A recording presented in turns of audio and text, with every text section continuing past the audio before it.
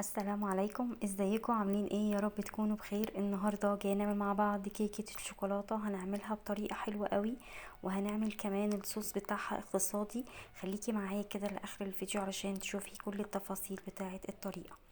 اول حاجه كده معانا بيضتين اهو، زي ما انت شايفه، معاهم كوبايه من السكر، ومعانا كمان نص معلقه من الفانيليا السايبه ونص من الفانيليا الباودر، وهنقلبهم كويس جدا مع بعض كده لحد ما يدونا القوام اللي انت هتشوفيه دلوقتي، واللون كمان لازم يفتح معانا زي ما انت هتشوفي دلوقتي. الخطوة دي مهمة جدا يا جماعة عشان تظبط معاكي الكيكة.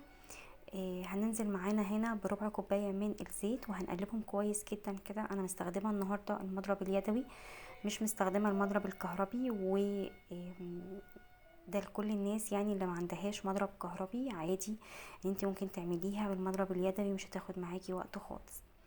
معانا هنا كوبايه ونص من الدقيق بندخلهم كويس جدا، ومعانا كمان نص كوبايه من الكاكاو الخام، ومعانا كمان معلقه صغيره ممسوحه من البيكربونات، ومعانا معلقه كمان من البيكنج باودر، ومعانا معلقه من قهوه سريعه الذوبان او النسكافيه او اي نوع انتي بتحبيه. بتحطي منه معلقة كده، واخر حاجة خالص بنحطها ذرة الملح.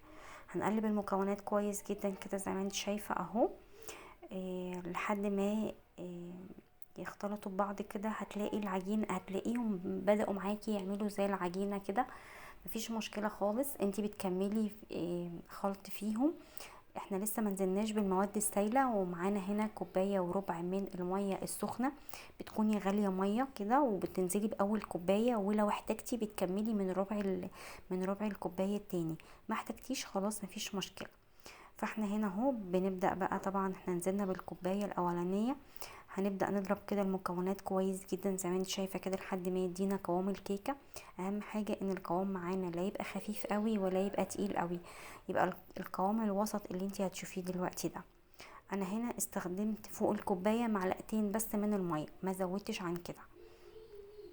بنجيب كده صينية مقاس 28، وبنحط فيها شوية من الزيت، وبعد كده بنبدأ ننزل بالخليط بتاع الكيكة كله اهو. انا بحب انزل كل اللي في البولة كده، ما بحبش اسيب فيها حاجة يا جماعة.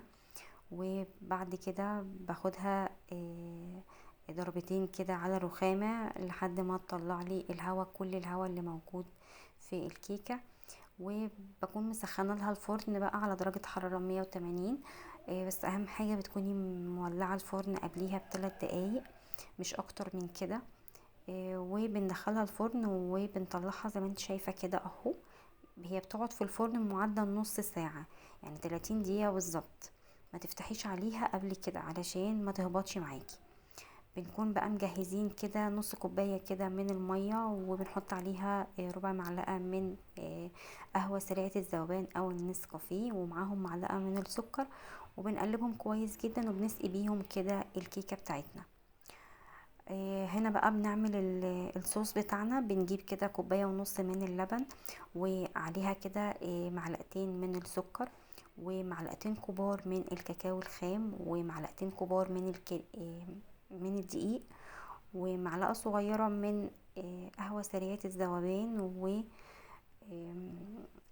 بنقلبهم كويس كده زي ما انتوا شايفة اهو، ونص معلقة صغيرة من الفانيليا، وبنقلبهم كويس جدا وبنحطهم على النار لحد ما يبدأ القوام كده معانا يتقل. بس قبل ما احطهم على النار كان عندي كده معلقة كريمة، فحبيت احطها عليها. لو انتي عندك ما عندكيش خلاص مفيش مشكلة. يعني انا حبيت احطها بس كده، يعني حبيت احطها بس. لكن هي لو مش متوفرة عادي، الصوص هيبقى زي الفل، مفيش مشكلة. خلاص كده احنا خلصنا الصوص. بننزل عليه كده على الكيكاية بتاعتنا اهو، وبنبدأ بقى نوزعه كده على الكيكة. من اسهل الطرق اللي انت ممكن تعملي بيها كيكة، بجد اقتصادية جدا جدا، مش بتاخد معاكي وقت خالص خالص، وحاجة كده تعمليها في دقايق، مش هتاخد منك وقت خالص. طبعا بقى انت لو عايزة تعملي تحلية للولاد مش هتلاقي اسرع ولا اسهل من التحلية دي. حاجة كده جميلة وخفيفة، وعايزة اقولك هشة جدا. بصوا عاملة ازاي. حلوة جدا جدا. وده على فكرة بسبب المعلقة الممسوحة الصغيرة بتاعة الكربونات. ويا جماعة جربوها كده مع كيكة الشوكولاتة، بتظبط